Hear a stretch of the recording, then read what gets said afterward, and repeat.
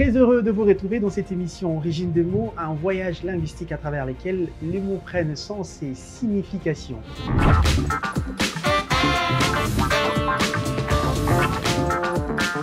À Kinshasa, on se rend au marché tous les jours et pour acheter tout. Et d'ailleurs, il fait beau, il y a une ambiance électrique quand on se rend au grand marché de Kinshasa. Il y a une appellation, notamment pour désigner le grand marché ici à Kinshasa, on l'appelle Zando. Mais est-ce que vous saviez que ce mot vient de Kikongo?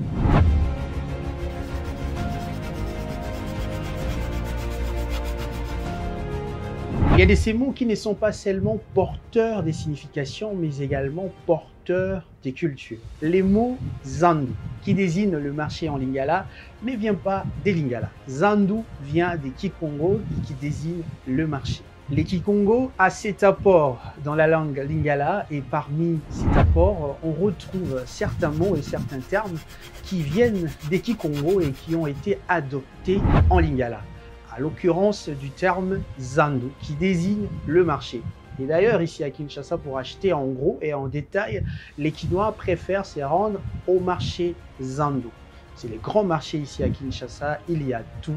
D'ailleurs, je vous invite aujourd'hui de vous rendre à Zandu. Et si vous vous rendez à Zandu, dites-vous que ce terme ne vient pas de lingala. Quand vous dites Zandu, Zandu, c'est pas en lingala, c'est en Kikongo, mais ce mot a été adopté ou a été adapté en lingala pour désigner les grands marchés de Kinshasa.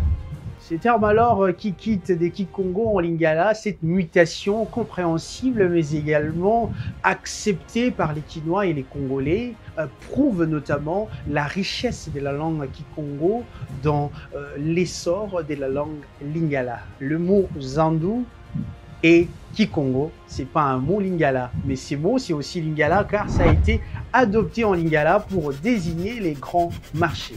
Et voilà, mesdames et messieurs, prochainement, lorsque vous allez vous rendre à Zandu, pensez à cette émission, pensez à Origine des mots, pensez également à la langue Kikongo qui a nourri cette langue lingala utilisée ou parlée couramment ici à Kinshasa et dans plusieurs parties de la République démocratique du Congo.